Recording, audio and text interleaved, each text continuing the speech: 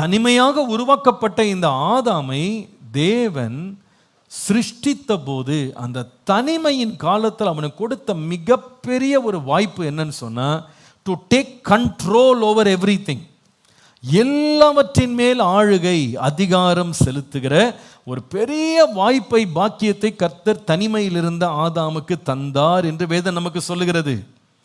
தேவன் அவனை எடுத்துக்கொண்டு வந்து ஏதேன் தோட்டத்தில் வைத்தார். இந்த ஏதேன் தோட்டத்தில் வைத்து அவனை முழு ஜீவராசிகள், அத்தனை மிருகங்கள், ஊரும் பிராணிகள் எல்லாவற்றையும் ஆளும்படி தேவன் அதிகாரத்தை தந்தார். நான் உங்களுக்கு அன்பா சொல்றேன், இந்த தனிமையின் காலம் எப்படிப்பட்ட காலம்னா, you can actually use this loneliness to take control over your life, to bring life into perspective. உங்க வாழ்க்கையில தேவன் எல்லா ரிசோர்ஸஸையும் ஓப்பன் பண்ணி கொடுப்பாரு. எல்லாவற்றையும் ஓப்பன் பண்ணி கொடுத்து, உனக்கு எது வேணுமோ நீ தெரிந்துகொள், எதை வேணுமோ நீ ஆளுகை செய், எதை வேணுமோ நீ கண்ட்ரோல் பண்ணு, எதை வேணுமானால் நீ உனக்கென்று தெரிந்து கொள்ளலாம், நீ எதை வேணாலும் கற்றுக்கொள்ளலாம், எதை வேணாலும் நீங்கள் படிச்சுக்கலாம், எதை வேணால் நீங்கள் பார்க்கலாம், எதை வேணாலும் நீங்கள் கண்ட்ரோலில் கொண்டு வரலாம், எதை வேணாலும் நீங்கள் அட்வான்டேஜ் எடுக்கலாம். இது தனிமையிலே தேவன் ஒரு மனுஷனுக்கு கொடுக்குற மிகப்பெரிய ஒரு வாய்ப்பு அப்படின்றத நான் ரொம்ப தனிப்பட்ட விதமாக ரொம்ப நான் நம்புகிறேன்.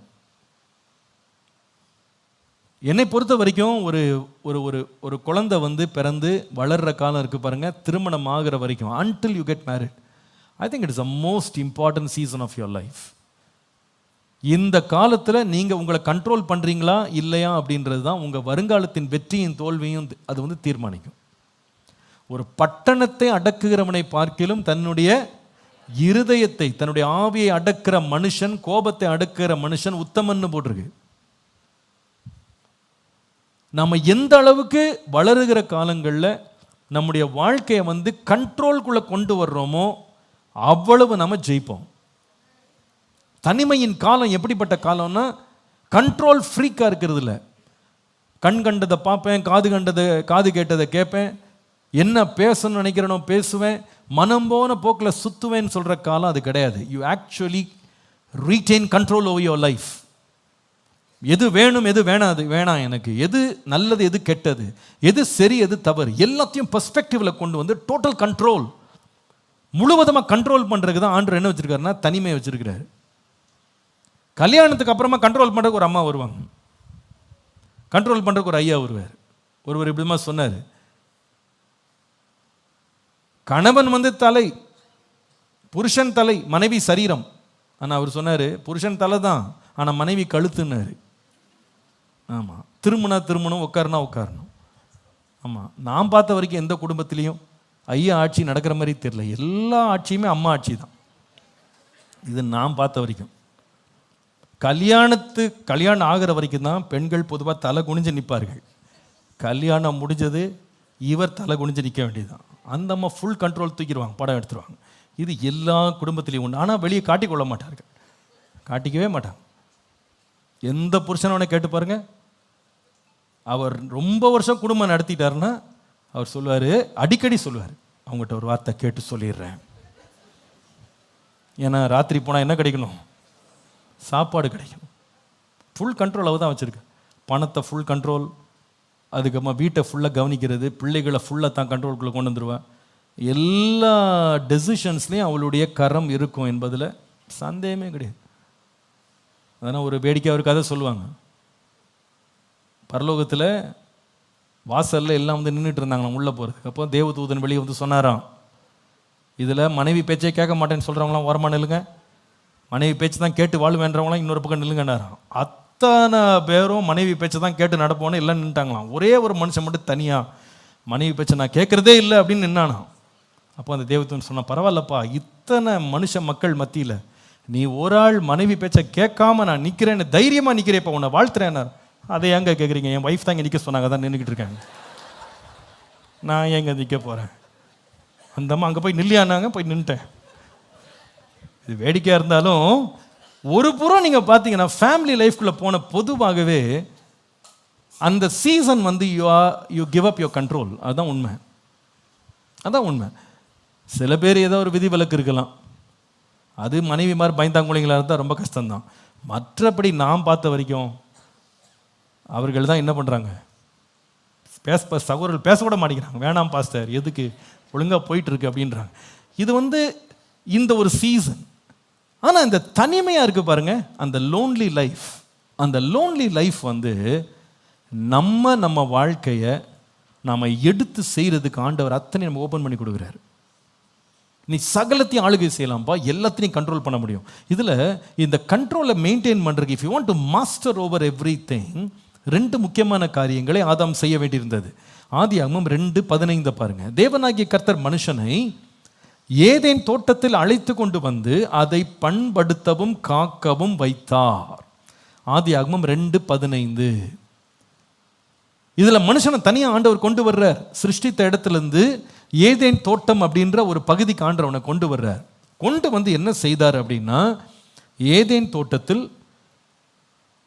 கொண்டு வந்து அதை பண்படுத்தவும் காக்கவும் தேவன் வைத்தார். நல்லா எழுதுங்க. Number 1, the first way to master everything is this: you need to maintain everything in your life. பராமரிப்பு ரொம்ப அவசியம். பராமரிக்கணும்.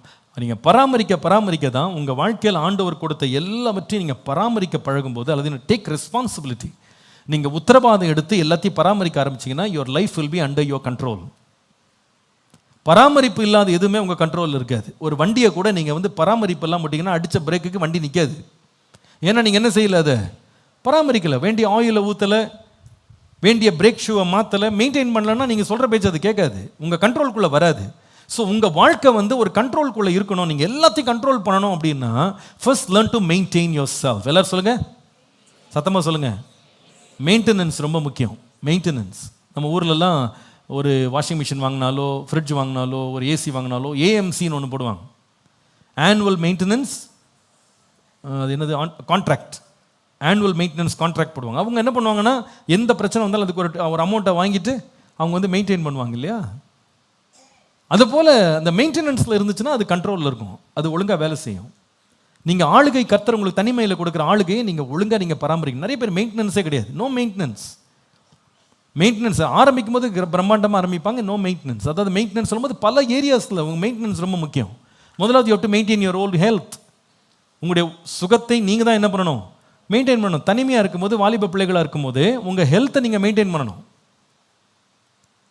ரோட்டில் கிடைக்கிற கடையெல்லாம் பார்த்து ஆசைப்பட்டு வறுத்தது பொரிச்சது எல்லாத்தையும் நான் சாப்பிடணும்னு எல்லாத்தையும் வாங்கி வாங்கி பொட்டலம் போட்டு சாப்பிட்டீங்கன்னா, அதுக்கப்புறமா ஒரு 25 வயசுலேயே நம்மளை பொட்டலம் போட்டு என்ன பண்ணிடுவாங்க, கொண்டு ஆஸ்பத்திரியில் போட்டுருவாங்க. சொல்லுது புரியுதுங்களா? You need to maintain your self. இப்போ ஆவடி அண்ணா நகர் மாதிரி மாறிடுச்சு.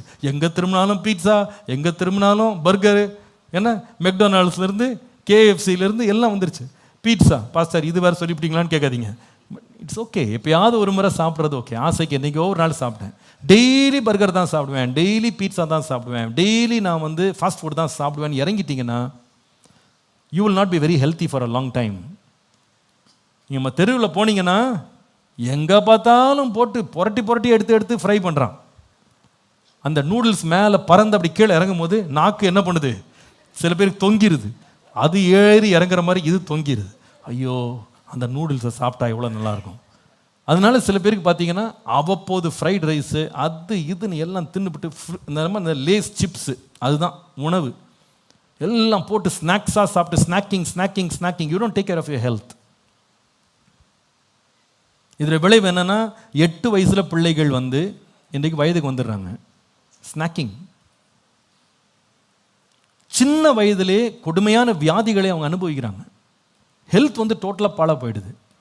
கண்ட நேரத்துக்கு சாப்பிட்றது. இப்போ சென்னையிலலாம் மிட் நைட் பிரியாணியா, காலைல சாப்பிட்டது பத்தாதுன்னு 12 மணி 1 மணிக்கு லைனில் நிற்கிறாங்க. வாலிப பிள்ளைங்க போய் லைனில் நின்று அது ஒரு ட்ரெண்டாக ஃபேஷனாக எடுத்து சாப்பிட்றாங்க. அவங்களுக்கு தெரியல, காசு கொடுத்து நாமே விலைக்கு வாங்கிட்டு இருக்கோம்னு அவங்களுக்கு தெரியல. எவ்வளோ பெரிய ஆபத்து. They don't maintain them self. ஹெல்த்தை மெயின்டைன் பண்ணணும். ரெண்டாவது நம்முடைய மைண்டை மெயின்டைன் பண்ணணும். பார்க்குறதெல்லாம் வாசிப்பேன், பார்க்குறதெல்லாம் வந்ததெல்லாம் நான் படிச்சுட்டு இருப்பேன், உட்காந்து இதே பார்த்துட்டு இருப்பேன்னா ரொம்ப கஷ்டம். நேற்றுக்கு ஒரு வாலிப பிள்ளைகிட்ட பேசிகிட்டு இருந்தேன். அப்போது ஒரு விஷயமா பேசும்போது நான் சொன்னேன், உன்னுடைய சோஷியல் மீடியா ப்ரொஃபைல் கூட இருந்தால் நீ போட்டிருப்பா, அதில் இந்த ஃபார்மில் போட்டுருன்னு சொன்னேன். அப்போ உடனே எனக்கு சொன்னது எனக்கு ரொம்ப தொட்டுச்சு. சொன்னேன், uncle, I don't have a social media profile. Social மீடியாவில் எனக்கு அக்கௌண்ட் கிடையாது அங்கிள், எனக்கு அவளுக்கு 22 வயது ஆகிறது. சோஷியல் மீடியாவில் நான் இல்லை, ஃபேஸ்புக்லேயும் கிடையாது, இன்ஸ்டாகிராம்லேயும் கிடையாது, எதுலேயுமே கிடையாது. ஐ டோன்ட் வாண்ட் இட், எனக்கு தேவையில்லை அது, அந்த பழக்கமே எனக்கு கிடையாது.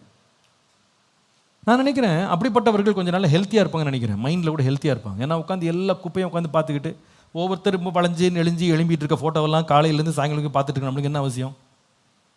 அவன் போடுறான், படுத்தேன், ஏழிச்சேன், சாப்பிட்டேன், வாந்தி பண்ணேன், எல்லாத்துக்கும் ஃபோட்டோ. இதெல்லாம் நம்ம இதுக்கு பார்த்துக்கிட்டு உட்காந்துருக்கணும்? நமக்கு தேவையா இது? வேறு இன்ஸ்டாகிராமில் என்ன நடக்குது? இதுதான் நடக்குது. All rubbish, nothing is useful to you. எதுவுமே உங்களுக்கு பிரயோஜனமானது அதிகமாக கிடையாது. எங்கேயோ ஒரு இடத்துல ஒரு மார்க்கெட்டிங்லாம் யூஸ் பண்ணுறாங்க. மற்றபடி வாலிபர்கள் கன்சியூம் பண்ணுற எல்லாமே இன்றைக்கு பார்த்தீங்கன்னா தனிமையில் உட்காந்து இன்னொருத்தருடைய வாழ்க்கையை பற்றி நமக்கு எந்த விதத்துலையும் அவசியமில்லாத காரியங்களையே நாளெல்லாம் பார்த்துக்கிட்டு சிரிச்சுட்டு உட்காந்துருக்கோம். உண்மை என்னென்னா நாம் அழுதுட்டு உட்காந்துருக்கணும். இது நமக்கு தேவையா இது? அதை பிள்ளைங்க இன்னைக்கு என்னவா பேர் மாற்றிட்டாங்கன்னா என்டர்டெயின்மெண்ட்னு மாற்றிட்டாங்க. இதை போல ஒரு முட்டாள்தனமும் பைத்தியகாரத்தனமும் வேறு ஒன்றுமே கிடையாது. This not entertainment, it's frying your brain. உங்களுடைய மூளையை என்ன பண்ணுதுன்னா அது வறுத்தெடுக்குது. நான் சொல்கிறது பொய்யா இருக்குமானா பிபிசி டாக்குமெண்ட்ரி ஒன்று இருக்குது, வாட்சிங் social media fries your brain, that is a title போட்டிருக்காங்க, புதுசாக ஒன்று ரிலீஸ் பண்ணியிருக்காங்க. சோஷியல் மீடியாவை ரொம்ப நீங்கள் பார்த்தீங்கன்னா உங்கள் மூளையை வறுத்துருமா, fries your brain, nervous system அது கெடுக்குதுன்னு சொல்லி போடுறாங்க. அந்த ஸ்க்ரீன் டைமை இன்க்ரீஸ் பண்ணிகிட்டே இருக்கும்போது உங்களுடைய சிந்தனை திறனை நீங்கள் கெடுத்து போடுறீங்க. தனிமையில் நிறைய பேர் ரிசார்ட் பண்ணுறது என்னன்னா எடுத்த உடனே ஃபோன் தான், உட்காந்து சோஷியல் மீடியாவில் உட்காந்துருக்குது. Maintain yourself, maintain your body, maintain your mind, maintain your intellect. உங்கள் அறிவை நீங்கள் மெயின்டைன் பண்ணணும். இந்த வயசில் தான் கற்றுக்கிறதெல்லாம் கற்றுக்கணும். தமிழ் மட்டும் படித்தா பத்தாது, இங்கிலீஷ் மட்டும் படித்தா பத்தாது. ஒரு புது லாங்குவேஜ் படிங்க, ஹிந்தி படிங்க, ஜெர்மன் படிங்க, ஃப்ரெஞ்சு படிங்க, இட்டாலியன் படிங்க. ஒருத்தர் சொல்கிறாரு, ஒரு சைக்காலஜிஸ்ட் சொல்கிறாரு, ஒரு பிள்ளை வளர்ந்ததுலேருந்து 8 வயசுக்குள்ள ஒரே நேரத்தில் 14 மொழிகளை பேசக்கூடிய மூளைத்திறன் அதற்குள்ளே இருக்கான். 14 லாங்குவேஜஸ் அதால் படிக்க முடியுமா? அது தன்னுடைய மைண்டை ஓப்பன் பண்ணால் போதும், you can learn so much. எவ்வளவோ அறிவு திறனாய் நீங்கள் என்ன பண்ணிட முடியும், மாற முடியும். உங்கள் லைஃப்பை நீங்கள் கண்ட்ரோல்குள்ளே கொண்டு வரணும்னா you have to maintain your self. எவ்வளவு தூரம் நான் பர்ஃபெக்டாக மெயின்டைன் பண்ணுறேன் என் லைஃப்பை, என் டைமை மேனேஜ் பண்ணுறது, மெயின்டைன் பண்ணுறது, இது ரொம்ப முக்கியம். ஆண்டவர் இந்த ஆதாமை தனிமையாக உண்டாக்கிட்டு சும்மா தனியாக இருக்கப்பா, நீ பாட்டுக்கு சுற்றிக்கிட்டே வா, செல்ஃபி எடுத்துக்கிட்டு வா, அப்படியே நீயே தனியாக உட்காந்து சிரிச்சுக்கிட்டு உட்காந்துரு, அப்படியே சொன்னார். என்ன சொன்னார்? தோட்டத்தை கொடுத்து அதை பண்படுத்த, அதை காத்துக்கொள், போய் மெயின்டைன் பண்ணு, ஒரு கார்டனை மெயின்டைன் பண்ணு. நான் சொன்னேன், ஒரு தேசத்தின் அளவில் இருந்த கார்டன், அந்த கார்டனுக்கு தண்ணி ஊற்றுறதுக்கு ஒரு நதியே வந்தது. அந்த நதி வர்ற அளவுக்கு அவ்வளோ பெரிய தோட்டத்தை ஒரே ஒரு மனுஷனா தனியாக மேனேஜ் பண்ணியிருக்கிறார் பாருங்க, மெயின்டைன் பண்ணியிருக்கிறார். எவ்வளோ பெரிய திறன்! அப்போ நீங்கள் வாலிப வயதில், ஏன் நீங்கள் திருமணமான பெண்கள் இன்றைக்கி நிறைய பேர் இன்றைக்கி சோஷியல் மீடியாவுக்கு அடிமையாக இருக்கிறாங்க. ஃபோனை வாங்கின உடனே மதியானம் சமைக்கிறது கிடையாது, 10 ரூபாய்க்கு இட்லி வாங்கி சாப்பிட்டுக்கிட்டு நிறைய திருமணமான பெண்கள் இன்றைக்கி எப்படி அடிமையாயிட்டாங்க அப்படின்னா ஷார்ட்ஸ் பார்க்குறது, பார்த்து சிரிச்சுக்கிட்டே இருக்குது. எதுக்கு? உலகம் நம்மளை பார்த்து சிரிக்கிறது. இந்த பைத்தியம் இவங்க அவங்களையும் பிடிச்சிருக்கு. இப்போ பெரியவர்கள் சின்னவர்கள் யாராக இருந்தாலும் இப்போ பிடிச்சிருக்கு. எங்கே வேணா ரோட்டில் போய் நின்று யாரை வேணா பாருங்கள், தலையை கவிழாமல் ஆள் இப்போ கிடையாது. அன்னைக்கு பார்க்குறேன், அம்பத்தூர் பக்கத்தில் 2 பைக் ஒருத்தனோடத்த மோதிக்கிட்டான். அந்த கிராஸில் அந்த அந்த கிராஸ் ரோடில் ஒரு போலீஸ்கார் இருக்கார். அவர் அந்த இடத்துல நிற்கலை, சிக்னல் கட்டாமல் இருக்கார். எங்கடான்னு பார்த்தா அவர் ஒரு கொடைக்குள்ள நின்று அவர் பார்த்துக்கிட்டு இருக்கார். ரோட்டை பார்த்து வர்ற வாகனங்களுக்கு சிக்னல் போட வேண்டிய ஆள் அவர் பிஸியாக எதில் இருக்கார். அவர் பார்த்து அப்படியே சிரிச்சுக்கிட்டு, இங்கே ஒருத்தர் 2 பேரும் அடிச்சுட்டு சாவுறான். இந்த மாதிரி தான் இன்றைக்கி சொசைட்டியே மாறிடுச்சு. இன்றைக்கி நிறைய பேருடைய ஆஃபீஸில் கூட ப்ரொடக்டிவிட்டியெல்லாம் ஏன் கம்மியாயிடுச்சு அப்படின்னா பிகாஸ் ஆஃப் சோஷியல் மீடியா. எப்போ பார்த்தாலும் மொபைலில் பார்க்குறது, எப்போ பார்த்தாலும் படம் பார்க்குறது, எப்போ பார்த்தாலும் ஷார்ட்ஸ் பார்க்குறது. போன வாரம் செய்தி நீங்கள் கேட்டிங்களா என்னன்னு தெரியல, டெல்லியில் 3 வாலிப பிள்ளைகள், டீனேஜர்ஸ், தே கமிட்டட் சூசைட். 3 வாலிப பிள்ளைகள் ஒரே வீட்டுக்குள்ளே தற்கொலை செய்து கொண்டாங்க. அவங்க எழுதி வச்ச நோட் என்ன தெரியுமா? எங்களை கொரியன் மியூசிக் பார்க்கக்கூடாதுன்னு நீங்கள் சொன்னீங்க. கொரியன் நான் போன வாரம் தான் இதை பற்றி பேசினேன். கொரியன் சினிமா பார்க்கக்கூடாதுன்னு சொன்னீங்க. நான் இப்போ கொரியன் ஆயிட்டேன். இந்த கொரியன் மியூசிக் இல்லாமல் இது இல்லாமல் எனக்கு வாழ்க்கையே கிடையாது, கொரியனை வந்து என்னை விட்டு எடுத்துட்டீங்க அப்படின்னா நான் உயிர் வாழ்கிறதுக்கே எனக்கு விருப்பம் இல்லைன்னு சொல்லி 3 இளம் பிள்ளைகள் டீனேஜர்ஸ் வந்து தற்கொலை செய்து மடித்தார்கள். எப்படி அவங்க மூளையை நாசம் பண்ணிக்கு பார்த்தீங்களா? கொரியனா அவங்க இந்தியாவில் பிறந்துக்கிட்டு கொரியன் எந்த அளவுக்கு மூளை செலவு செஞ்சுருக்கு பார்த்தீங்களா? நம்ம பிள்ளைகளுக்கு இதெல்லாம் சொல்ல வேண்டியது எவ்வளோ அவசியம் நான் யோசித்தேன். அட்லீஸ்ட் நியூஸை பார்த்தா, நான் பேசுகிறதா நீங்கள் நம்ப மாட்டீங்கன்னா நியூஸை பார்த்தா அது புத்தி வரட்டுமேன்னு யோசிப்பேன். ஏன்னா அவ்வளோ பெரிய அட்டூழியங்கள் இன்றைக்கி நடக்குது. இன்றைக்கி உலகத்தில் வந்து நம்முடைய மனதையே கெடுத்து நாசமாக்குறதுக்கு பிசாசானவன் காரியங்களை கொண்டு வந்திருக்கான். If you want to take control, number 1, maintain something. Maintain your mind, maintain your heart, maintain your intellect, எல்லாவற்றையும் உங்கள் அறிவுத்திறன் எல்லாவற்றையும் மெயின்டைன் பண்ணுங்க. ஆண்டவர் சும்மா விடலை. ஆதாமை உண்டாக்கிட்டு தனியாக தானே பார்க்க, உனக்கு என்ன யாருக்கான சமைச்சு போடணுமா, யாருக்காவது நீ வேலை செஞ்சு பிழைக்கணுமா, சம்பாதிக்கணுமா, ஒன்றும் கிடையாது, ஜாலியாக சுற்றிட்டு வானா சொன்னார். Maintain the garden. தோட்டத்தை பண்படுத்து, தோட்டத்தை நீ காத்துக்கொள். ரெண்டாவது, நீங்கள் if you want to stay under control, நீங்கள் வந்து எல்லாவற்றையும் ஆளுகை செய்து ஆண்டு கொண்டு நீங்கள் எல்லா ஆளுகையும் கையில் எடுக்கணும்னா, if you want to take control over everything, ரெண்டாவது ஒரு வார்த்தை மேனேஜ் எழுதுங்க. மேனேஜ், மேனேஜ், நிர்வாகம் செய்யுங்கள். எழுதுறீங்களா? மேனேஜ் பண்ணுங்க. Manage everything. இதுக்கு நான் ஏன் இந்த மேனேஜ்ன்ற வார்த்தை யூஸ் பண்ணுறேன் அப்படின்னா, நீங்கள் அதே ஆதியாகமம் 2ஆம் அதிகாரம் 9ஆம் வசனத்தின் முதல் பகுதியை வாசித்தீங்கன்னா, ஆண்டவர் என்ன செய்கிறார் பாருங்க. இந்த ஆதாமை தேவன் உருவாக்கிட்டு ஏதேன் தோட்டத்தில் வந்து வைக்கிறார். அந்த ஏதேன் தோட்டத்தில் ஆண்டவர் என்ன வைத்திருந்தார்னா, பார்வைக்கு அழகும் புசிப்புக்கு நலவுமான சகல விதமான விருட்சங்களை தேவன் இங்கே வைத்திருந்தார். எல்லா வெரைட்டியும் அங்கே இருந்துச்சு. அது மாத்திரம் இல்லை, 2வது பகுதி, தோட்டத்தின் நடுவிலே ஜீவ விருட்சத்தையும் நன்மை தீமை அறியத்தக்க விருட்சத்தையும் பூமியிலிருந்து முளைக்க பண்ணினார் என்று பார்க்கிறோம்.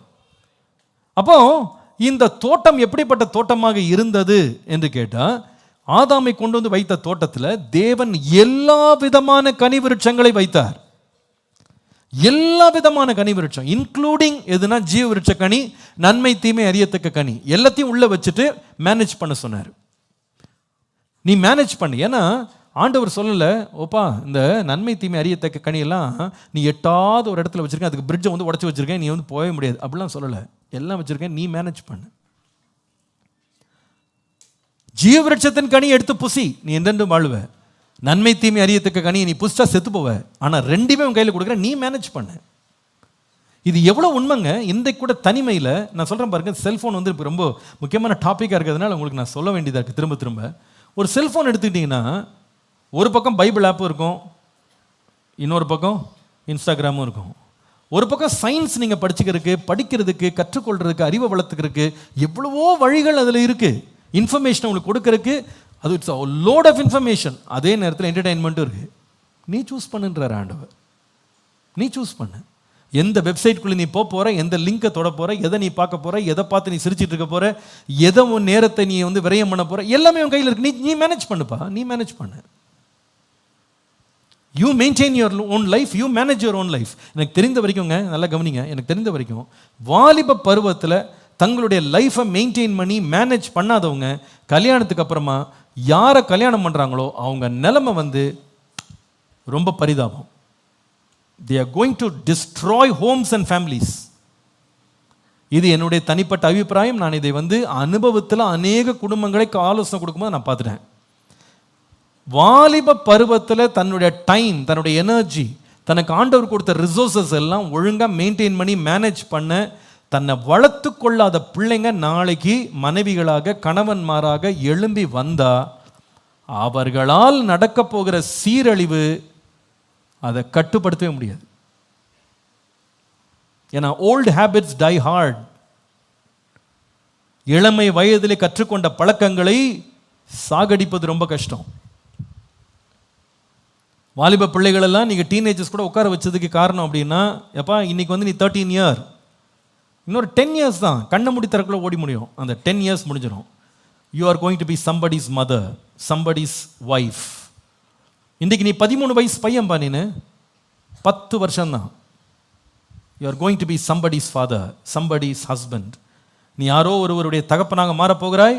10 வருஷத்தில் யாரோ ஒருவருக்கு நீ கணவனாக மனைவியாக மாறப்போகிறாய். இன்றைக்கு உன்னுடைய டைமை நீ மேனேஜ் பண்ணாமல், உன் லைஃப்பை மேனேஜ் பண்ணாமல் நீ வந்து உன் லைஃப்பை மெயின்டைன் பண்ணலன்னா you will never be a master. நீ ஆளுகை செய்கிறவனா மாற முடியாது. கர்த்தர் ஏன் உன்னை தனிமையில் வச்சிருக்கிறாருன்னா, தனியாக இருக்கிற நேரம் தோட்டம் முழுசையும் திறந்து கொடுத்து, நன்மையும் கொடுத்து, தீமையும் கொடுத்து, ஜீவனையும் கொடுத்து, மரணத்தையும் கொடுத்து, இப்போ மேனேஜ் பண்ணிக்கோ, இப்போ மேனேஜ் பண்ணு. இப்போ நீ மேனேஜ் பண்ண தவறுனா குடும்பத்தை நீ மேனேஜ் பண்ணவே மாட்டேன். இன்றைக்கு 13 வயசில் 15 வயசில் ஒரு நாள் லீவு கிடைச்சா நாளெல்லாம் தூங்கிட்டு இருக்கிற நீ, சோம்பேறியாக இருக்கிற நீ, நாளைக்கு நீ குடும்பத்தை நல்லா நடத்த மாட்டேன். You will not. நான் எத்தனை பேரை பார்த்துட்டேன், வாலிப வயசில் சுறுசுறுப்பாக இல்லாத பிள்ளைங்க கல்யாணம் ஆன பிறகு தூங்கு முஞ்சிங்களை தான் சுற்றிக்கிட்டு இருக்காங்க. அவங்களால அவங்க குடும்பமே உருப்படாமல் போச்சு, பிள்ளைங்கள்லாம் நாசமாக போனாங்க. Because they are not interested in working. எத்தனை பேர் தெரியுமா வேலைக்கு போகாமலே சுற்றிட்டு இருக்காங்க? பையனுங்க, ஆண்கள் இன்றைக்கு நிறைய பேர் வேலைக்கு போகிறது கிடையாது. மனைவி அனுப்பி விட்றாங்க வேலைக்கு, நீ போயிட்டு வா போ, நான் வரமாட்டேன் வேலைக்கு, நான் போக மாட்டேன். ஏன் தெரியுமா?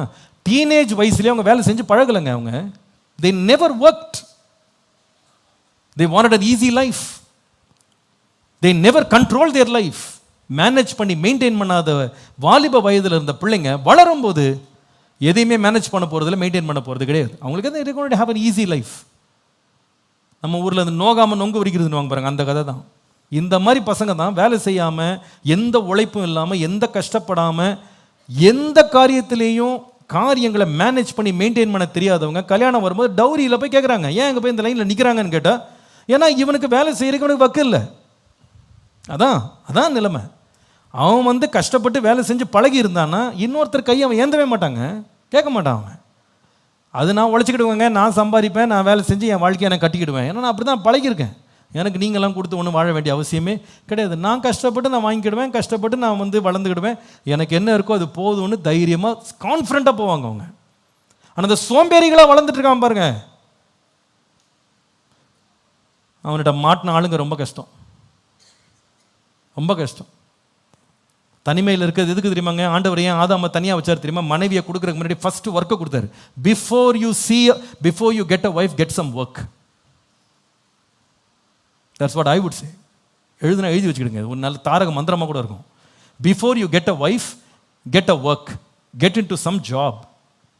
நீங்கள் வந்து மனைவியை தேடுறதுக்கு முன்னால் ஒரு வேலையை தேடுங்க. உங்களுடைய வாழ்க்கையை முதல்ல நிர்வாகம் பண்ண படிச்சுக்கிடுங்க. காலில் எழும்புறது எப்போ, படுக்க போகிறது எப்போ, நேரத்தை எப்படி நிர்வாகம் பண்ணணும், என் ஹெல்த் எப்படி நிர்வாகம் பண்ணணும், என்னுடைய மூளை எப்படி நிர்வாகம் பண்ணணும், சிந்தனை எப்படி நிர்வாகம் பண்ணணும், எப்படி இதெல்லாம் ஆண்டு கொள்ளணும். நன்மை தீமை இருக்க தான் செய்யும், நல்லது கெட்டது என் முன்னாடி ஆண்டு வச்சு தான் இருப்பார். எல்லாத்தையும் கரெக்டாக மேனேஜ் பண்ணணும்.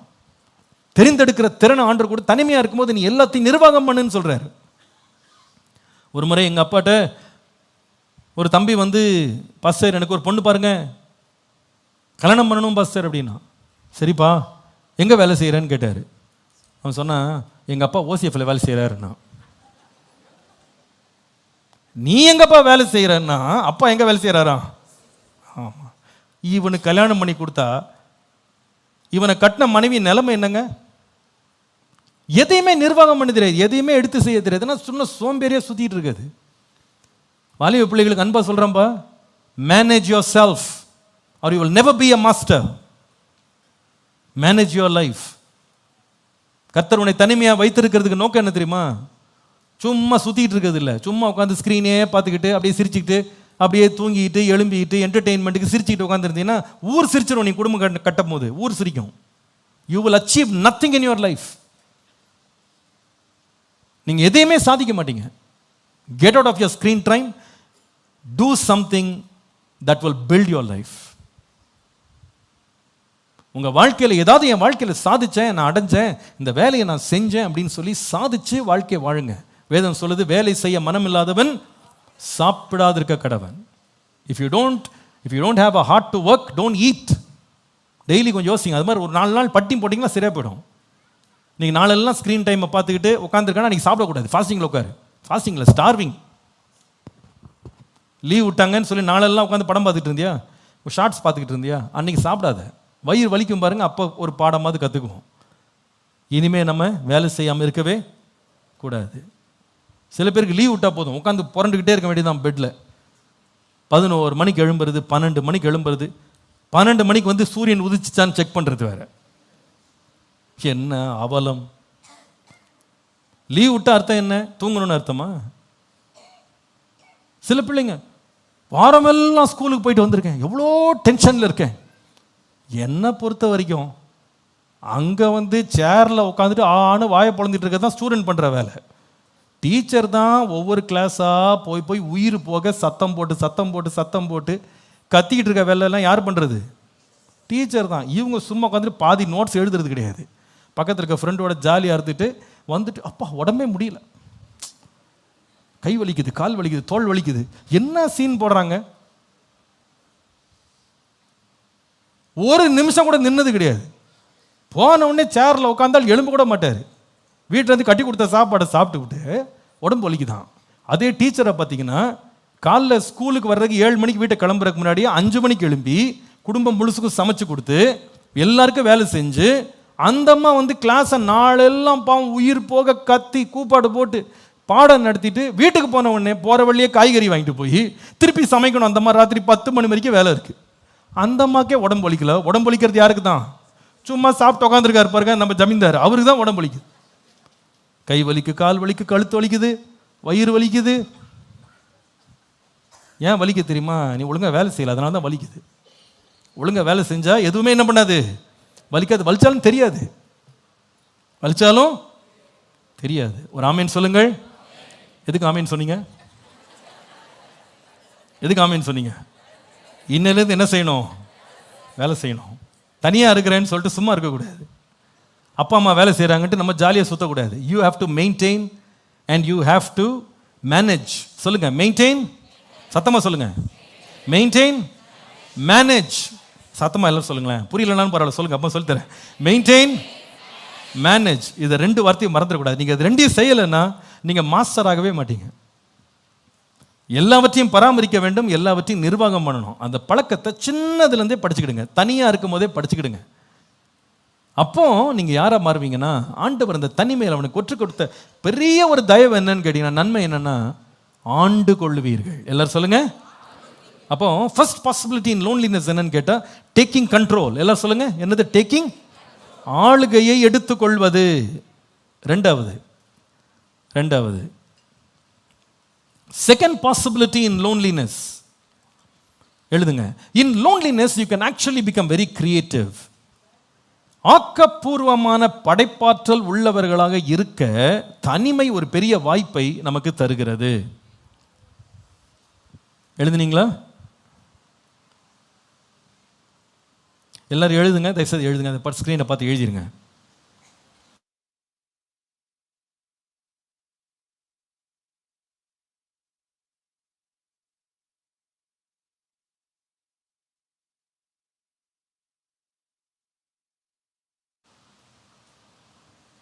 தனிமை கொண்டு வரும் 2வது மிகப்பெரிய வாய்ப்பு என்னது? அது ஆக்கப்பூர்வமான படைப்பாற்றல் உள்ளவர்களாய் மாறுவது. Becoming creative. ஆதியாகமம் 2ஆம் அதிகாரம் 19ஆம் வசனம். தேவனாகிய கர்த்தர் வெளியின் சகலவித மிருகங்களையும் ஆகாயத்தின் சகலவித பறவைகளையும் மண்ணினாலே உருவாக்கி ஆதாம் அவைகளுக்கு என்ன பெயரிடுவான் என்று பார்க்கும்படி அவனிடத்தில் கொண்டு வந்தார். அந்த ஜீவ ஜந்துக்கு ஆதாம் எந்தெந்த பேரிட்டானோ அதுவே அதற்கு பியூட்டிஃபுல். I like it. தனியாக ஆண்டவனை உண்டாக்கிட்டு மனுஷன் தனிமையாக இருக்க நல்லது இல்லை, போய் படுத்து தூங்கிப்பா அப்படின்னு சொல்ல, சகலவித வெளியின் மிருகங்கள், ஆகாயத்தின் சகலவித பறவைகள், மண்ணினாலே உருவாக்கின அத்தனையும் தேவன் கொண்டு வந்து பேர் வைனாராம். நம்ம இதை ஒரு வரியில் படிச்சுட்டு போயிட்டோம். நான் இன்னைக்கு உட்காந்து தேடினேன், எத்தனை மிருகங்கள், எத்தனை பறவைகள், ஊரும் பிராணிகள் எல்லாம் இருக்குன்னு தேடினா 2022 அவங்க எடுத்த பட்டியலில் உலகத்தில் வந்து ஜீவராசிகள் மாத்திரம் கிட்டத்தட்ட 23 லட்சம் இருக்கிறதாம். 23 லட்சம் வகையான 2.3 million species on the planet. 23 லட்சம் ஜீவராசிகள் வகைகள் இருக்கிறதா. நீங்களாம் எழுதிக்கிடுங்க, அப்படியே என்ன ஆன்னு பார்க்காதீங்க. நீங்கள் எழுதுனீங்கன்னா உங்களுக்கு அப்புறமா கூட படித்தா உங்களுக்கு புரியும். இதில் கிட்டத்தட்ட 10 லட்சம் பூச்சிகள் இருக்கிறதாம். பூச்சி வகைகள் எத்தனை? பூச்சிகள் எத்தனை? 10 லட்சம். அதுக்கப்புறமா பறவைகள் வந்து 11,000 வகை பறவைகள் இருக்கிறதாம். 11,000 வெரைட்டிஸ் ஆஃப் பேர்ட்ஸ். அப்புறமா 11,000 வெரைட்டிஸ் ஆஃப் ரெப்டைல்ஸ், ஊரும் பிராணிகள், பாம்பு, இந்த பூராங்கிறான், இந்த மாதிரிலாம் இருக்குல்ல, எல்லாம் அந்த ஊறுறது, இது எல்லாமே வந்து கிட்டத்தட்ட 11,000 வெரைட்டி இருக்கான். அதுக்கப்புறமா மேமல்ஸ், அதாவது மிருகங்கள் என்று சொல்கிறோம்ல, அவைகள் 6,000 வகை மிருகங்கள் இருக்கான். 6,000 இன்செக்ட்ஸ் வந்து 10 லட்சம், பறவைகள் 11,000, ஊரும் பிராணிகள் 11,000, அப்புறமா மேமல்ஸ் மிருகங்கள் வந்து 6,000 வகை மிருகங்கள். இத்தனைக்கு ஆண்டவர் ஒன்றை கூட விடாமல் கொண்டு வந்து லைனாக நிறுத்தி எல்லாத்துக்கும் பேர் வைனாரா. கொஞ்சம் கற்பனை பண்ணி பாருங்க, 23 லட்சம் வகையை கொண்டு வந்து 23 லட்சத்துக்கு பேர் கண்டுபிடிக்கிறது எவ்வளோ பெரிய வேலைன்னு யோசித்து பாருங்க. இதெல்லாம் எப்போ கொடுத்தாருன்னா மனைவியை பார்க்கறதுக்கு முன்னால், மனைவிக்கு ஏவாள்னு பேர் வைக்கிறதுக்கு முன்னால் இவர் என்ன பண்ணியிருக்கிறாரு, அத்தனை மிருகங்களுக்கும் பேர் வச்சாரா. அந்த பேரே அதற்கு பேராக மாறினது என்று வேதம் சொல்லுகிறது. அப்போ தனிமையில் ஒரு மனுஷனுக்கு கிடைக்கிற மிகப்பெரிய வாய்ப்பு என்னன்னா, பிகம் கிரியேட்டிவ். ஆண்டவர் சிருஷ்டித்துட்டு பேர் வைக்கல, நீ பேர் வைனாரு. நீ வந்து ஆக்கப்பூர்வமாக ஏதாவது ஒன்று படைப்பாற்றலை கொண்டு வாப்பா. Become creative. புதிதாக சிந்தி, புதிதாக யோசி, புதிதாக காரியங்களை செய். அந்த மாதிரி ஒரு படைப்பாற்றல் நமக்குள்ள வேணும்னு எல்லாரும் ஆசைப்படணும், கிரியேட்டிவாக இருக்கணும். அதுக்கு நம்ம மூளையை கசக்கனா போதும், ஆண்டவர் உள்ள இருந்து ஞானத்தை கொண்டு வருவார். விசுவாசிக்கிற ஆமேன்னு சொல்லுங்க. அப்படி விரும்பணும். இருக்கதே போதும், படித்ததே போதும், பார்த்ததே போதும் அப்படின்னு போகக்கூடாது. நிறைய கற்றுக்கணும், நிறைய படிக்கணும், நிறைய தெரிஞ்சுக்கணும், நிறைய புதுசாக செய்யணும் அப்படின்னு ஆசைப்படணும். அப்படி ஆசைப்பட்டீங்கன்னா ஆண்டவர்கிட்ட கிருபை கேட்டால் கர்த்தர் தருவார். ஆதாமுக்கு கிருபை கொடுத்தாரு, நமக்கும் தேவன் என்ன செய்வார் பாருங்க. 1 ராஜாக்கள் 4ஆம் அதிகாரம் 29-34 வசனங்களை வாசிப்பீங்களான்னா, சாலமோன் ராஜாவை பற்றி எங்க வாசிக்கிறோம். அந்த சாலமோன் ராஜாவுக்கு தேவன் கொடுத்த மிகுதியான ஞானத்தையும் புத்தியையும் கடற்கரை மணலத்தையான மனோவிருத்தியையும் கர்த்தர் கொடுத்தாராம். அவன் சகல கிழக்கத்தி புத்திரின் ஞானத்தையும் எகிப்தின் சகல ஞானத்தை பார்க்கலும் சாலமோனின் ஞானம் சிறந்ததாக இருந்தது. 32-33 வசனம் பாருங்களேன். அவன் 3000 நீதிமொழிகளை சொன்னான். அவனுடைய பாட்டுகள் 1005. லீபனோனில் இருக்கிற கேதுரு மதங்கள் முதற்கொண்டு சுவரில் முளைக்கிற ஈசோப்பு பூண்டுகள் வரையும் உள்ள மரம் முதலியாக சகல தாவரங்களை குறித்து, மிருகங்கள், பறவைகள், ஊரும் பிராணிகள், மச்சங்கள் ஆகிய இவைகள் எல்லாவற்றையும் குறித்து வாக்கியங்களை சொன்னான். இவன் ஞானத்துக்கு கேட்குற பூமியிலேருந்து எல்லாரும் வந்தாங்களாம். பாஸ்டர், நான் கூட ஆதாம் மாதிரி எல்லாம் பேர் வைக்கலான் இருக்கேன்னா பேர்லாம் வச்சாச்சு, நீங்கள் அந்த வேலையை செய்ய வேணாம். நீங்கள் அந்த மாதிரி புதுசாக ஒரு முயற்சி எடுக்கிறேன்ட்டு கிரியேட்டிவாக நான் எல்லாத்துக்கும் பேர் வைக்க போகிறேன்னு எழும்பி ஓட வேணாம். அந்த வேலையை ஏற்கனவே ஆதாம் முடிச்சிட்டார். ஆனால் சாலமோன் என்ன பண்ணார்னா பேர் வைக்கல. எல்லாம் மரம், பூச்சி, பூண்டு, மிருகங்கள், பறவைகள் எல்லாத்தை பற்றி கவிதை எழுதினாராம். அப்படின்னா அர்த்தம், ஹி வாஸ் அப்சர்விங் எவ்ரிதிங். சும்மா வீட்டுக்குள்ளேயே அடைச்சிக்கிட்டு உட்காந்துருக்குது இல்லை. நிறைய பிள்ளைங்க இன்னைக்கு வீட்டுக்குள்ளேயே அடைச்ச கூட்டுக்கிளியை போல மாறிவிட்டார்கள். இன்னைக்கு நிறைய பேருக்கு ஜன்னல் கூட திறக்க வேண்டியதில்லை. பக்கத்தில் வீட்டு பக்கத்துலேருந்து வளர்றது மாமரமா தென்னை மரமான்னு கூட தெரியாது பிள்ளைங்களுக்கு. அப்படி நம்ம அவ்வளோ அறிவுள்ள பிள்ளைகளை வளர்த்து வச்சுருக்கோம்.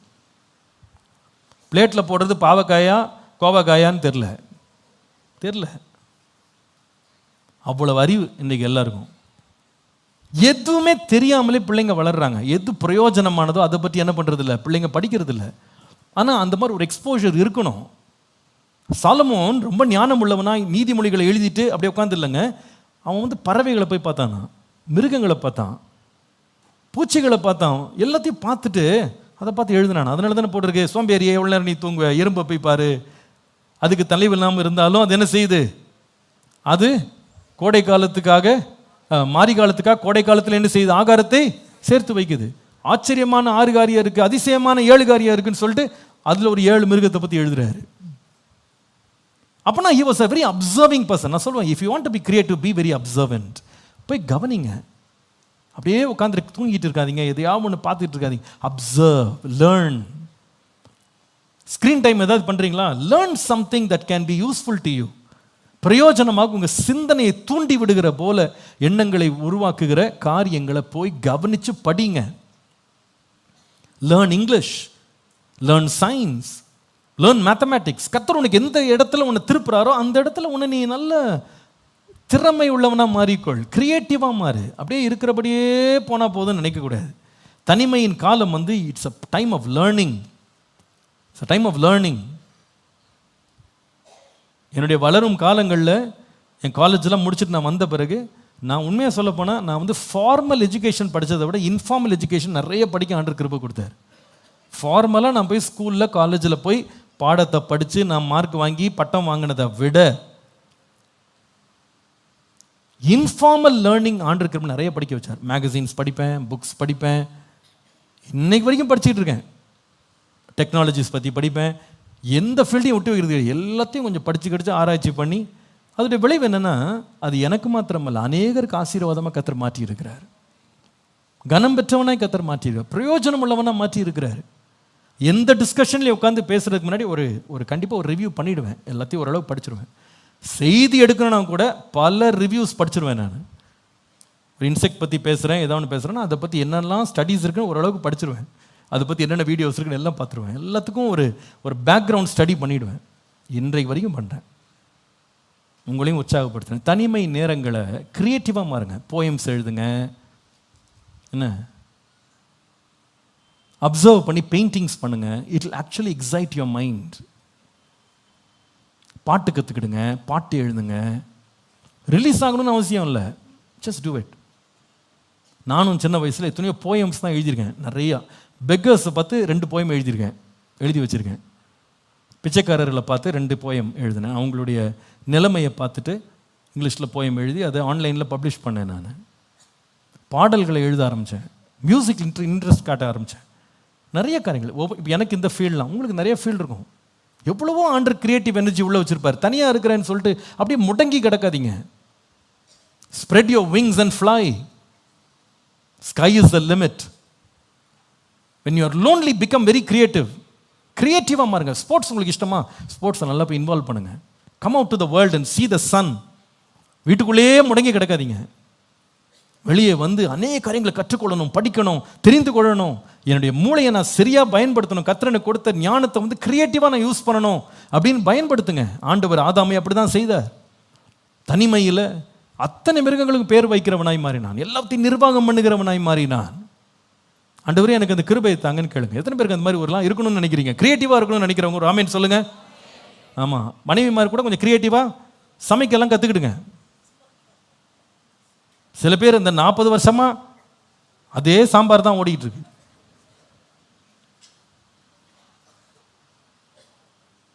அதே கூட்டு தான், அந்த 2 கூட்டை தவிர வேற எதுவும் போகாது. அநேக கணவன்மார் எங்கே போய் சொல்கிறேன்னு தெரியாமல் உட்காந்துருக்கான். கொஞ்சம் க்ரியேட்டிவாக இருங்க. எப்படி நம்ம பண்ணலாம், எப்படி புதுசாக செய்யலாம், வீட்டை எப்படி நிர்வாகம் பண்ணலாம், பணத்தை எப்படி நிர்வாகம் பண்ணலாம், எப்படி நம்ம இந்த நிர்வாகத்தில் வந்து நீங்கள் வளரணும், க்ரியேட்டிவாக மாறணும். அல்லேலூயா. ஊழியம் செய்கிறதுலையும் க்ரியேட்டிவாக இருக்கணும், புதுசாக யோசிக்கணும். நிறைய பேர் என்கிட்ட வந்து கேட்பாங்க, எப்படி பாஸ்டர் தான் யோசிக்கிறீங்க? உட்காந்து யோசிக்கிறது தான். உட்காந்து ஜனங்களை கவனிக்கும் போது, பார்க்கும்போது, பேசும்போதே என்ன செய்யலாம், இதுக்கு எப்படி உதவி செய்யலாம் பார்க்க தான் ஆண்டவர் கிருபையில் இப்போ 32 வகையான ஐக்கியங்கள் உண்டாயிருக்கு சபையில். அது எவ்வளோ பேருக்கு ஆசீர்வாதமாக இருக்குது, எவ்வளோ பேரை வாழ வச்சுருக்கு, எவ்வளோ பேரை உயர்த்தி இருக்குது. அப்போ நாம் வந்து நேரத்தையும் சமயத்தையும் நம்ம கொடுக்கும்போது கர்த்தர் நமக்கு வேண்டிய ஆலோசனை கர்த்தர் தருவார். ஒரு ஆமீன் சொல்லுங்கள். பாசிபிலிட்டி நம்பர் 3 இன் லோன்லினஸ். ஆதாமை தேவன் தனியாக வச்சு அதில் அவனுக்கு கொடுத்த சில ரொம்ப அருமையான வாய்ப்புகள் வந்து 3வது எழுதுங்க. He remained confident in the Lord. தேவன் மேல் நம்பிக்கை உள்ளவனாய் இருங்கள். ஆதாம்கிட்ட கற்றுக்கொள்ளக்கூடிய ஒரு அருமையான பாடம். தேவன் மேல் நம்பிக்கை உள்ளவனாய் இருந்தான் தனிமையில். ஆண்டவர் சொன்னார், மனுஷன் தனிமையாக இருப்பது நல்லதல்ல அப்படின்னு சொன்னார். பாவம் ஆதாமுக்கும் அதை கண்டுபிடிச்சார். ஏன்னா எல்லா மிருகத்துக்கு பேர் வைக்கும்போது எல்லாம் ஒவ்வொன்று பேர் சூட்டிட்டு வரும்போது வேதம் சொல்லுது, ஆதாமுக்கோ இன்னும் ஏற்ற துணை காணப்படவில்லை. அப்போ நாயை பார்த்தாலும் தெரில, குரங்கை பார்த்தாலும் தனக்கு துணையாக தெரில, பூனையை பார்த்தாலும் தனக்கு துணையாக தெரில, எதை பார்த்தாலும் தன்னோட செட் ஆக மாட்டேங்குது. இப்படி அவர் யோசிச்சுட்டு இருக்கும்போது வேதம் சொல்லுது, தேவன் அவனுக்கு துணையை தருவார்னு காத்திருந்தான். அதை தான் நீங்கள் ஆதியாகமம் 2ஆம் அதிகாரம் 21ஆம் வசனத்திலிருந்து படிக்கும்போது, தேவனாகிய கர்த்தர் ஆதாமுக்கு அயர்ந்த நித்திரை வரப்பண்ணினார், அவன் நித்திரை அடைந்தான். அவன் விலா எலும்புகளில் ஒன்றை எடுத்து அந்த இடத்தை சதையினால் அடைத்தார். தேவனாகிய கர்த்தர் தாம் மனுஷனில் எடுத்த விலா எலும்பை மனுஷியாக உருவாக்கி அவளை மனுஷனிடத்திற்கு கொண்டு வந்தார். ரொம்ப அழகா இருக்குல்ல இது. அதாவது எல்லாமே ஜோடி ஜோடியாக நிற்கிது, இவர் மட்டும் தனியாக நிற்கிறார். பேர் வச்சுட்டு உட்காந்துட்டு எப்படி இருக்கும்? ஆனால் அவர் என்ன செய்தார்னா, கர்த்தர் அயர்ந்த நித்திரை கொண்டு தூங்கிட்டாராம். என்ன தூங்கினார்னா, கர்த்தர் கொண்டு வருவார். அப்போ எவ்வளோ ஃப்ரீயாக இருந்தார் பாருங்க, எவ்வளோ கவலை இல்லாமல் இருந்தார் பாருங்க. கர்த்தர் ஏற்ற சமயத்தில் கொண்டு. அது வரைக்கும் நான் என்ன செய்வேன்? தோட்டத்தை பண்படுத்துவேன், தோட்டத்தை காப்பேன், மிருகங்களுக்கு எல்லாம் பேர் வச்சுக்கிட்டு பிஸியாக தான் இருந்திருக்கிறார். அவர் தனக்கு ஏற்ற துணை வர்ற வரைக்கும் பிஸியாக இருந்திருக்கார். லைஃப்பை வந்து he never took it for granted. சோம்பேறியாக இல்லவே இல்லை, நல்ல சுறுசுறுப்பாக தன் வாழ்க்கையை வந்து கட்டி கொண்டே இருந்தார். ஆனால் அவருக்கு ஒரு ஆழ்ந்த நம்பிக்கை இருந்தது, என்னுடைய குறைவை கர்த்தர் நிறைவாக்குவார். அல்லேலூயா. அதனால தூக்கம் எப்படி இருந்துச்சுன்னா நிம்மதியாக இருந்துச்சு. நிறைய பேர் தூங்குறது கிடையாது, அதுதான் பிரச்சனை. தூக்கமே நிம்மதியாக இருக்கிறது இல்லை. தூக்கத்திலே சேட்டிங், தூக்கத்திலே டெக்ஸ்டிங், தூக்கத்திலே செக்கிங், எல்லாமே நடக்குது தூக்கத்தில். நீங்கள் சேட்டிங்கும் பண்ணணும்னா டெக்ஸ்டிங் பண்ணனால நிம்மதியாக தூங்குங்க. எப்படி தூங்குறீங்கன்னா, கர்த்தர் மேல் நம்பிக்கை வச்சு தூங்குறேன். கர்த்தரனுக்கு ஏற்ற துணையை கர்த்தர் என்ன பண்ணுவார்? கொண்டு வர்றார். என் வாழ்க்கையில் கொண்டு வர வேண்டிய மனிதர்களை கர்த்தர் தீர்மானம் பண்ணியிருக்கிறாரு. கரெக்டான நேரத்தில் கர்த்தர் கொண்டு வருவார். நான் ஏன் கலங்கணும்? நான் ஏன் பயப்படணும்? நான் ஏன் இன்செக்யூராக ஃபீல் பண்ணணும்? நான் வந்து கர்த்தர் எனக்கு கொடுத்த நேரத்தையும் சமயத்தையும் பலத்தையும் சுகத்தையும் நான் சரியான விதத்தில் பயன்படுத்துகிறேன். கர்த்தரின் காரியங்கள் எல்லாம் வாய்க்க பண்ணுவார். விசுவாசிக்கிற ஆமீன் சொல்லுங்கள்.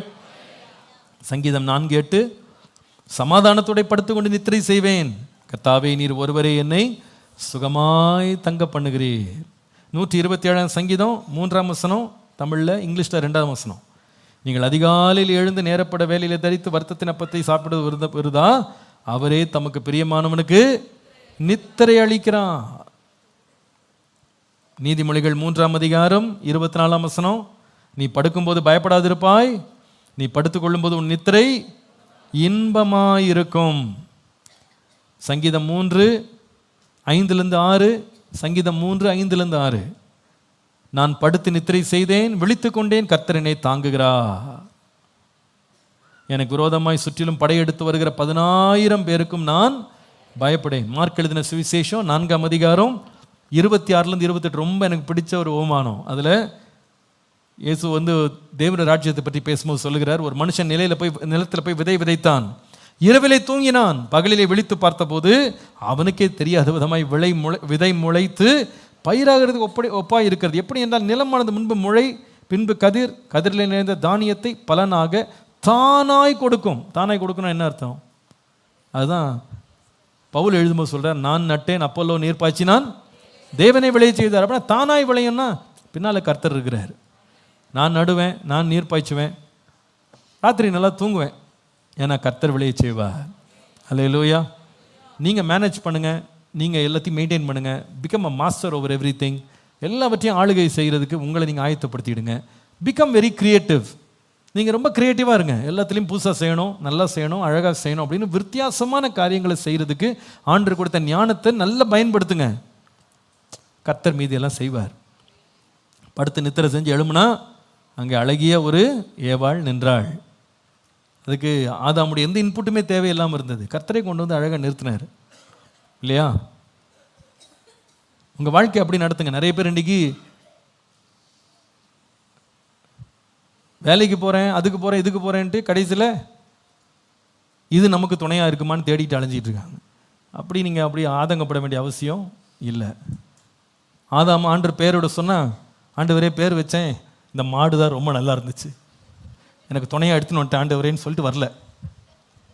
இந்த நாய் தான் உனக்கு கிடச்சிது, இது ரொம்ப நல்லா இருக்குது, புசு புசுன்னு இருக்குது, இந்த நாய் என் துணையாக வச்சுக்கிறேன் ஆண்டவரேன்னு வரும்போது ஒரு நாயை தூக்கிட்டு வரல. அவன் விட்டான், கர்த்தர் பார்த்துக்கிடுவார். எல்லாத்துக்கும் ஜோடி கொடுத்த ஆண்டவர் எனக்கு என்ன கொடுப்பாரு? கொடுப்பாருன்னு விசுவாசிக்கணும். ஒரு ஆமேன்னு சொல்லுங்கள். புரிஞ்சவங்களுக்கு புரியும். ஒருத்தரை விருப்பம் கொள்வது தப்பு கிடையாது, ஆனால் அதை பற்றி ரொம்ப ஆதங்கப்படாதீங்க, ரொம்ப கவலைப்படாதீங்க, ரொம்ப ஸ்ட்ரெஸ்ட் ஆகிடாதீங்க. கர்த்தர் எனக்காக யாவையும். ஆனால் நீங்கள் செய்வாருன்ட்டு சும்மா படுத்து தூங்கக்கூடாது. நீங்கள் தூங்குறதுக்கு முன்னால் வேலை செய்யணும். வேலை செஞ்சுட்டு தான் தூங்கணும். தூங்குறதே வேலையாக வச்சுருக்கக்கூடாது. வேலை செய்யணும், க்ரியேட்டிவாக இருக்கணும், உங்களை நீங்கள் வளர்த்து கொள்ளணும். அப்புறமா நிம்மதியாக தூங்குவீங்களாண்ணா கர்த்தர் எழுந்திருக்கும் போது நன்மையை காண செய்வார். தனிமையாக இருக்கிறதுல நிறைய நன்மை இருக்குது. 3 நன்மை. முதலாவது, தனிமையாக வருகிற வாய்ப்பு வந்து யூ கேன் டேக் கண்ட்ரோல், ஆளுகை எடுத்துக்கொள்ள முடியும். 2வது, தனிமையாக இருக்கும்போது ஆக்கப்பூர்வமான படைப்பாற்றல்களை நம்ம வாழ்க்கையில் நாம் மேம்படுத்த முடியும் இல்லையா? You can become very creative. மூன்றாவது, தனிமையாக இருக்கும்போது you can actually put your confidence in the Lord. தேவன் மேல் நம்பிக்கையாக இருக்கிறதுக்கு ஒரு அற்புதமான காலம் வந்து தனிமை. அதனால் வாலிப பிள்ளைகள், பெரியவர்கள் தனிமையெல்லாம் உணரும் போது கர்த்தரை நம்புங்க. அதுதான் தாவீது செய்ததாக வாசிக்கிறோம். 142 சங்கீதம் 4-5. வலதுபுறமாய் கண்ணோக்கி பார்த்தால் என்னை அறிவார் ஒருவரும் இல்லை, எனக்கு அடைக்கலம் இல்லாமல் போயிடுச்சு, என் ஆத்துமாய் விசாரிக்கிறதுக்கு ஒருவரும் இல்லை. கர்த்தாவே, உம்மை நோக்கி கூப்பிடுகிறேன், நீரே என் அடைக்கலம், ஜீவனுள்ள ஒரு தேசத்தில் என் பங்குமாக, உங்களை தவிர யாருக்கு ஆண்டவர் எனக்கு இருக்கா? உண்மையே நம்புகிறேன், உண்மை ஆராதிக்கிறேன்.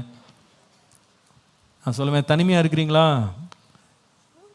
ரொம்ப சோர்ந்து போயிடாதீங்க. ஐயோ நான் தனியாக இருக்கிறேன், ஐயோ இதை போல் ஒரு காலம் இனி எப்பொழுதும் உங்களுக்கு வரவே வராது. Enjoy your aloneness, enjoy your solitude. உண்மை அதுதான். இதை போல் ஒரு காலம் உங்கள் வாழ்க்கையில் வரவே வராது. கர்த்தரை தேடுறதுக்கும், கர்த்தரை ஆராதிக்கிறதுக்கும், கர்த்தரை தொழுது கொள்றதுக்கும், அவருக்காக ஓடுறதுக்கும், அவர் மேல் நம்பிக்கை வைக்கிறதுக்கும் இதை போல் ஒரு சிறந்த காலம் ஒன்றுமே இல்லை. ஒரு ஆமீன் சொல்லுங்கள். சந்தோஷமாக இருக்கணும், உற்சாகமாக இருக்கணும், கர்த்தரை நல்லா தேடணும், உறுதியாக பற்றி கொள்ளணும். சங்கீதக்காரன் சொல்லுவான், என் சிறு வயது முதல் என் நம்பிக்கை நீங்கள் தான் ஆண்டவரே. பவுல் வந்து தீமோத்தை பற்றி பேசுவார். நீ சிறு வயது முதல் கொண்டு வேத வாக்கியங்களை கற்றறிந்தவன் எனக்கு தெரியும்பா, நீ சின்ன வயசுலேருந்து அப்படி தான் இருந்திருக்க நீன்னு சொன்னார். சின்ன வயசுலேருந்து ஆண்டரை உறுதியாக பிடிச்சிக்கிடுங்க. நம்ம சர்ச்சில் கூட வாலிப பிள்ளைங்க, சின்ன பிள்ளைங்கள்லாம் எதில் ரொம்ப உற்சாகம் காட்டினா வசனம் படிக்கிறது, பாட்டு படிக்கிறது, ஊழியங்களில் பங்கெடுக்கிறது, கர்த்தருக்காக ஓடுறது, உழைக்கிறதுல பயங்கர சந்தோஷமாக இருக்கணும். Don't be hitch to anybody. யார்கிட்டையும் போய் மாட்டிக்கிடாதீங்க, சிக்கிடாதீங்க. நல்லா ஜாலியாக க்ரியேட்டிவாக இருங்க, யூஸ்ஃபுல்லாக இருங்க, நல்லா படிங்க, நல்ல வாழ்க்கையை வந்து பிரயோஜனமாக மாற்றுங்க. கர்த்தர் உங்களுக்கு வேண்டியதை கர்த்தர் ஏற்ற காலத்தில் என்ன பண்ணுவார்? தூங்கி எழுவும் போதே கர்த்தர் கொண்டு கொடுப்பார். ஒரு ஆமீன் சொல்லுங்கள். அன்று அப்படிப்பட்ட ஒரு வாஞ்சை உள்ள, ஒரு உற்சாகமுள்ள ஒரு ஆவி எனக்கு தாங்க. தனிமையை பார்த்தலாம் சோர்ந்து போயிடக்கூடாது. தனியாக இருக்கேன், போர் அடிக்குது, எனக்கு ஒன்றும் செய்கிறக்கு வேலை இல்லை, உட்காந்து எதாவது பார்த்துட்டு இருக்கேன்னு பார்க்காதீங்க. ஏதாவது ஒன்று புதுசாக கற்றுக்கொள்ளணும், புதுசாக செய்யணும், கர்த்தருக்காக வாழணும், உயரணும், வளரணும். அந்த வாஞ்சையோடு உற்சாகம் கொள்ள கர்த்தர் உங்களை ஆசீர்வதிப்பாராக. தனிமை என்பது ஒரு பக்கம் பிசாசினுடைய பட்டறையாக மாறினாலும் தேவ கரத்தில் தனிமையை கொடுத்துட்டோம்னா நம்மளை ஆண்டவர் மேன்மைப்படுத்துகிற ஒரு இடமாக மாறும்.